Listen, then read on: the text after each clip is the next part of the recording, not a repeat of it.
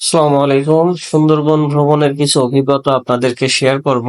যে ডেকোরেশনটা দেখছেন, এটি হলো এমভি উৎসব লঞ্চের যে থাকার জায়গা আর কি, রুম গুলো আছে। এটা হচ্ছে এসি এসি কেবিন।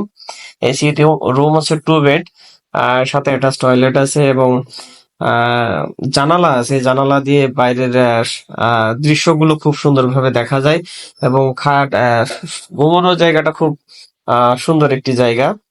এটি হলো যেখান থেকে জাহাজটি পরিচালনা করা হয় সেটার সেই জায়গা। এটা হচ্ছে ব্রিজ রুম বলা হয়। পিছনে সুন্দর একটি বসার জায়গা আছে, যেখান থেকে বসে বাইরের দৃশ্যগুলো খুব সুন্দরভাবে দেখা যায়। যেমন হচ্ছে সুন্দরবনের দুই পাশে যে গাছ, নদী, তারপর জেলেরা নদীতে মাছ ধরে, সবগুলো দৃশ্যগুলো কিন্তু খুবই সুন্দরভাবে দেখা যায়। এখানে নামাজ পড়ার জায়গা আছে এবং নিচে কার্পেট বিছানো আছে। আসলে সুন্দরবনে যে 3 দিন থাকা হয়েছে, এটা খুবই একটা রোমাঞ্চকর সময় পার করেছি। এটা হচ্ছে জাহাজের পিছনের অংশ, যেখানে বসে নাস্তা করা যায়। এখানে খাবার দাবার শেষে এখানে আবার হাত ধোয়ার জায়গা আছে, বেসিন আছে, সামনে নামাজের জায়গা আছে, বারবিকিউ করার জায়গা আছে সামনে পিছনের অংশে। এটা হচ্ছে জাহাজের পিছনের অংশ। এই যে এখানে দাঁড়িয়ে সাইট সিন, মানে জাহাজ যখন চলমান থাকে তখন ইচ্ছা মতো ঘুরে বেড়ানো যায়। যে আপনি মন চাইলে যেখানে খুশি সেখানে দাঁড়িয়ে আপনি আপনার যে সৌন্দর্য, নদীর সৌন্দর্য, বনের সৌন্দর্য উপভোগ করতে পারেন।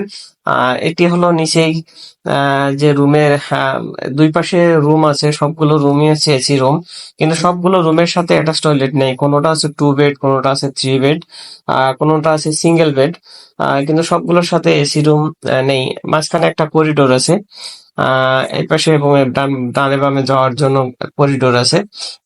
মোট লঞ্চটা হচ্ছে, মানে জাহাজটা হলো মোট 3 তলা।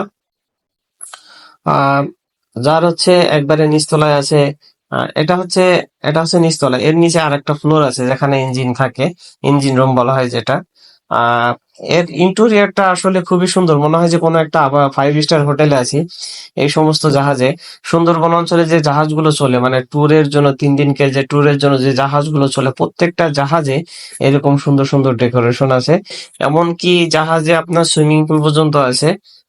যে জাহাজগুলো খুব দামি দামি যে জাহাজগুলো আছে, এই জাহাজগুলোতে সুইমিং পুল পর্যন্ত আছে। জাহাজের ইন্টেরিয়রটা আসলে দেখে খুবই ভালো লাগলো। এখান থেকে আমরা যখন নদীতে জোয়ার ভাটা চলে, আসলে সুন্দরবন যে 3 দিন আমরা থেকেছি, 2 রাত 3 দিন, আসলে সময়টা খুবই উপভোগ করার জন্য। আর এখানে মোবাইলের কোনো নেটওয়ার্ক থাকে না, যার কারণে বাইরের জগতের সাথে সম্পূর্ণ একটা বিচ্ছিন্ন পরিবেশ হয়ে যায়। টেলিটক ছাড়া এখানে কোনো নেটওয়ার্ক থাকে না।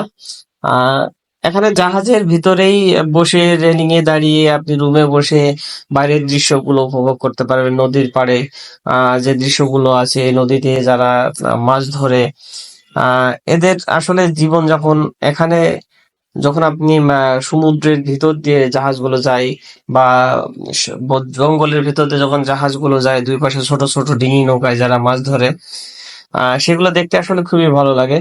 কিন্তু ভালো লাগে, আমাদের কাছে ভালো লাগে, কিন্তু তাদের জীবনটাই হচ্ছে বৈচিত্র্যময় এবং সংগ্রামী জীবনযাপন। যেমন হচ্ছে এখানে দেখতেছেন অনেকগুলো জাহাজ এক জায়গায় ভিড়ে আছে।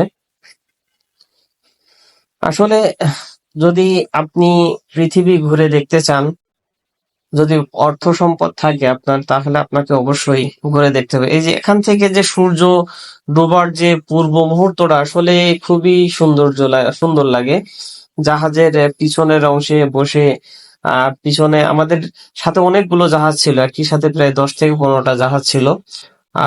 ওই আমরা যখন ব্রিজ রুমে যাচ্ছিলাম তখন ওখান থেকেই যে নাবিক